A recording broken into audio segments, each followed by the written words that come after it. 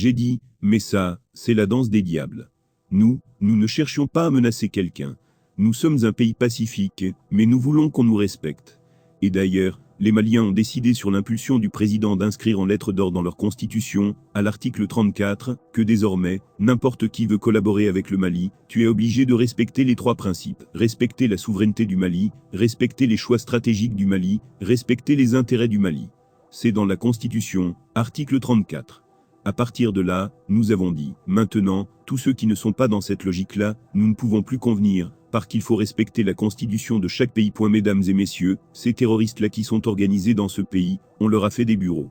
Ils agissent à visage découvert contre la sécurité nationale du Mali en toute impunité. La volonté des autorités algériennes de vouloir maintenir le régime des sanctions des Nations Unies concernant le Mali au cours du sommet des non-alignés à Ouagadougou le mois dernier. L'Algérie a voulu maintenir le régime des sanctions de l'ONU, alors que tout le monde a demandé de lever. Quand ils se sont opposés, c'est notre partenaire stratégique qui a posé son veto, et on a renvoyé dans l'air ces fameuses maudites sanctions. Les sanctions ont été levées grâce au veto de la Russie. Mais qu'est-ce que l'Algérie a à voir à maintenir des sanctions contre le Mali, alors que vous dites que vous êtes un pays ami? Mais nous ne sommes pas du poids. Le manque de volonté des mouvements signataires à mettre en œuvre l'accord a entraîné l'enlisement, puis l'affaiblissement de l'accord, dont les dividendes ne profitent plus à la peine ni aux populations du Nord.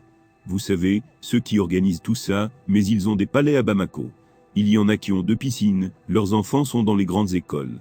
Mais à Kidal, à Tombouctou, à Gao, partout au Mali, il n'y a plus d'école. Ils ont 2, 3 passeports. Quand ils veulent voir à Paris, ils vont à Washington. Les enfants des autres, eux, ils meurent. Ce n'est pas leur problème. Le Mali a placé une confiance aveugle à la communauté internationale. Cette confiance n'a produit que des effets estompés. Le Mali a été trahi en réalité, de bonne foi. Imaginez-vous des soldats qui vont à la retraite, qu'on arrive à récupérer, et on vient nous dire qu'ils vont rentrer dans notre armée, ils vont être des généraux, mais nos généraux qui se sont battus, qui ont usé les fonds de leurs culottes, qui ont fait les corps à corps pour être généraux. Comment un soldat qui n'a pas pu atteindre les grades, pendant qu'il était dans l'armée, tu vas à la retraite, et tu vas aller avec les terroristes, et tu veux venir rentrer dans l'armée malienne? Mais nous avons dit que nous ne sommes plus dans ça c'est terminé, cette époque-là révolue à jamais. Personne ne rentrera plus dans l'armée, si vous ne l'avez pas mérité, si vous n'avez pas l'accord des chefs militaires. Avant, c'était les politiciens qui s'assemblaient dans une salle, ils faisaient des carrières.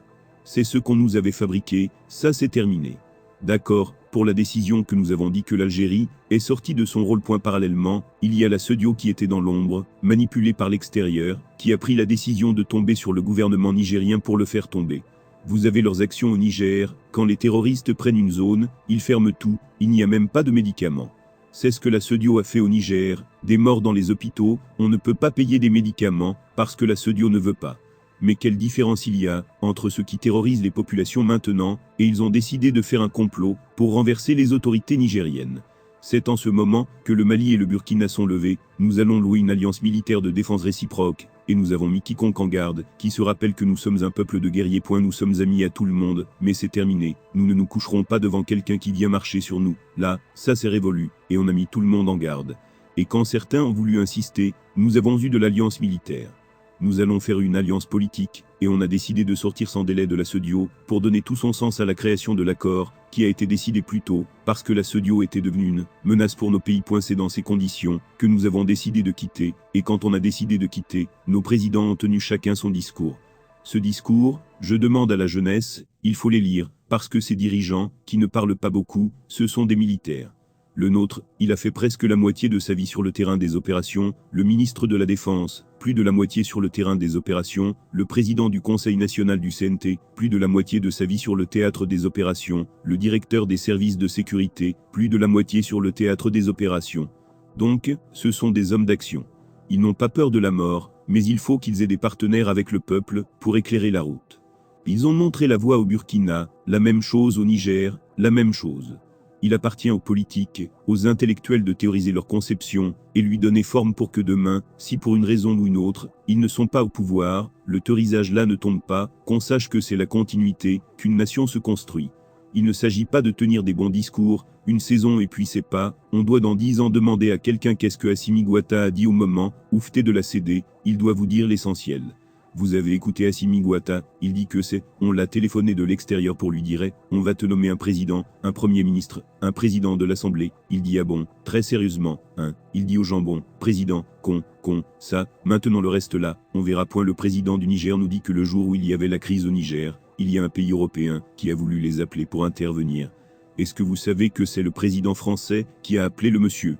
Il dit mais le Niger là, c'est pas pour vous, il faut pas parler avec le Niger, c'est pour la France. Entre des États qui sont tous dans l'Union européenne, et puis l'autre, ça peut marcher ailleurs, nous là, c'est terminé, il n'y en a plus chez nous. Bon, quand dans un État, vous savez que les militaires là, ils sont tellement discrets. Notre président n'a pas donné les noms des 4 personnes là qui devaient être président, premier ministre. Ils sont là, moi je les connais pratiquement, il m'a pas dit, mais je le connais, parce qu'en réalité, ils ont leurs gens ici. Le Niger aussi n'a pas dit le nom du pays, mais je connais le pays. Mais vous imaginez, nous étions des choses de quelqu'un, ce n'étaient pas des pays. Et, c'est leur chose. Même quand vous voulez parler avec nous, ils vous disent que vous ne pouvez pas point. Vous savez que moi, j'ai été dans une mission à l'extérieur, dans un pays, vous avez ce qu'ils m'ont dit. Il y a un prince que j'ai rencontré. Je lui ai dit tu sais, moi je suis venu chez vous, sinon, dans notre population, on pense que vous êtes les amis des Français. Ah, il me dit tu sais, on nous a dit que pour parler aux Africains là, il faut passer par eux. C'est-à-dire, quand tu veux parler au Mali là, tu vas dans ces pays-là. S'ils veulent parler au Mali, il faut qu'ils aillent à Paris, pour qu'on le dise comment il faut parler aux Maliens, parce que le Mali, c'est la chose des Français. Vous imaginez dans quel état on était. Et tous ces dirigeants que vous voyez, cravatés, ils font du gros français dans les avions. Ils étaient tous là-dedans. Des Ivoiriens qui font des années là-bas, échoués dans les classes, ils vont dans les bibliothèques, pour étudier les formules latines là. Vous nous impressionnez. Ah, il y a fui, il peut pas leur dire non. Si on leur dit de s'asseoir, il s'assoit. On lui dit de se lever, il se lève. Quand il vient en Afrique, il fait du bruit. Quand on va là-bas, on le tape sur les épaules. Ça c'est pas des présidents, ces présidents-là c'est fini au Mali. C'est pour mettre fin à ce système-là qu'on essaie de diaboliser nos présidents, et vous ne devez pas accepter. Si ces présidents, par l'âge, par décision personnelle, ne sont pas là demain, le flambeau, vous devez le tenir. Les jeunes, les filles, une nouvelle race d'hommes politiques, pour libérer l'Afrique définitivement. Eh bien, les amis, c'est ainsi que s'achève notre enquête. Laissez donc massivement vos commentaires pour nous aider à mieux discuter ce sujet du côté de Bamako. Abonnez-vous à la chaîne, si ce n'est pas encore fait, partagez la vidéo avec les amis, si vous l'avez trouvée intéressante, et à très bientôt pour de nouvelles vidéos. Bibi.